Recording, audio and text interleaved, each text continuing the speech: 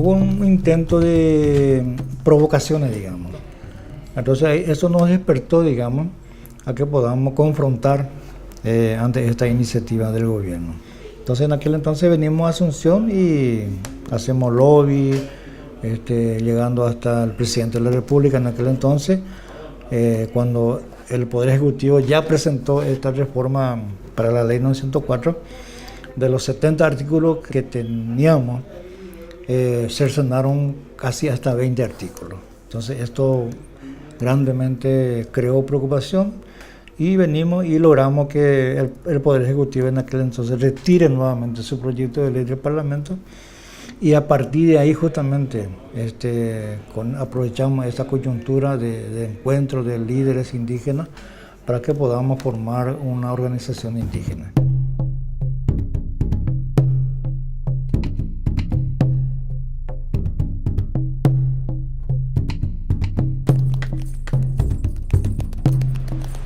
Entonces en Paraguay vos decís, son indígenas y parece que es un sector de la población nomás. Y es una diversidad extraordinaria en donde hay realidades absolutamente diferentes. O sea, hay comunidades extremadamente pobres en términos económicos, porque es la pobreza económica, si bien son ricos culturalmente. Hay comunidades que tienen sus tierras y comunidades que no tienen tierras, y eso determina terriblemente incluso la muerte cultural de muchas comunidades. Entonces, cuando hablamos de pueblos indígenas, en lo único que podríamos eventualmente hablar como una unificación es en lo que tiene que ver con la problemática de tierra y territorios. Que sin tierra no pueden existir comunidades indígenas porque hay un etnocidio, un ecocidio en potencia permanentemente. Cuando vos destruís culturalmente a una población, estás destruyendo toda su capacidad de dimensionar el mundo. Cuando hablan, por ejemplo, de que los pueblos indígenas en Paraguay apenas son 1,5 o 1,7%. Y eso para nosotros es un acto de rechazo. Nosotros somos sujetos de derecho, no somos sujetos de caridad, que en muchos de los casos nos consideran vulnerables, nos consideran extrema pobreza. Sin embargo, fuimos vulnerabilizados, fuimos empobrecidos. Entonces necesitamos también que la comunicación nos apoye en ese sentido, porque nos necesitamos uno con el otro. ¿Y quiénes son los etnocidas, entre comillas, ¿verdad? O sea, ¿quiénes son los responsables de que esto ocurra? Yo creo que hay que hablar del poder político en general, no solamente el poder ejecutivo, sino también el poder legislativo y el judicial. Son responsables de esta situación en la que viven los pueblos indígenas. El capital, el poder económico es fagocitador en todos los niveles, o sea, es básicamente criminal.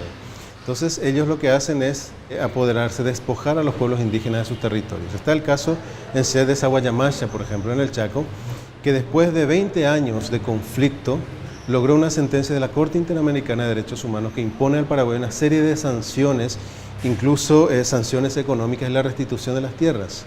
Hoy es el día en que esas tierras no fueron restituidas a los indígenas. La gente que empezó la lucha judicial por la restitución de tierras, básicamente en gran medida están muertas. Las nuevas generaciones nacieron y crecieron al borde de la ruta, bajo ese riesgo, con todo lo que implica la pérdida de vidas, la pérdida de la cultura, la pérdida de sus conocimientos ancestrales. Y lógicamente, si no hay un arraigo de la tierra, se pierde absolutamente todo lo que tiene que ver con la cultura. Desde la FAPI, ¿cuáles son los ejes que ustedes están trabajando? Uno de los objetivos nuestros es justamente la defensa de los derechos territoriales y los derechos colectivos de los pueblos indígenas. Es por eso que nuestro objetivo principal es justamente en los últimos años, 2 años, estamos creando esta campaña, que es la campaña por ejemplo de Custodia de los Bosques. Estamos haciendo campaña de exposición fotográfica en todas las instituciones aquí en Asunción y estamos también viajando al interior del país. ¿Cuáles son otras cuestiones por las que las comunidades indígenas atraviesan todos los días? La ley de educación escolar indígena y el otro, hace 2 años, por ejemplo, la ley de salud de los pueblos indígenas. Claro. Ahora viene el desafío.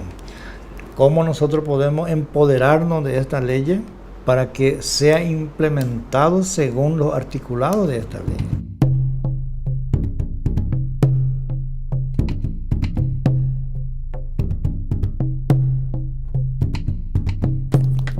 En el caso del guaraní en particular, existen 6 tipos de guaraní, donde hay que incluir el guaraní paraguayo, que es una de las variantes.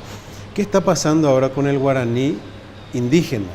Está siendo colonizado progresivamente por el guaraní paraguayo. Entonces, la lengua también está sufriendo una mutación, una transformación por una invasión de nuestra lengua que está produciendo desapariciones. Los pueblos indígenas están desatando una batalla por sobrevivir.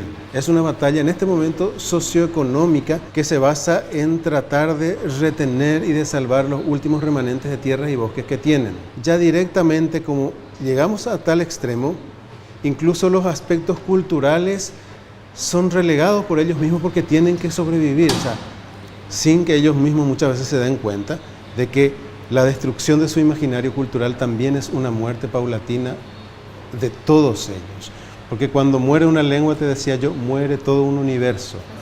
Al perder vos tu lengua ya no tenés una palabra que te pueda permitir nominar una cosa. Entonces, al no poder nominar, no existe ese universo, murió.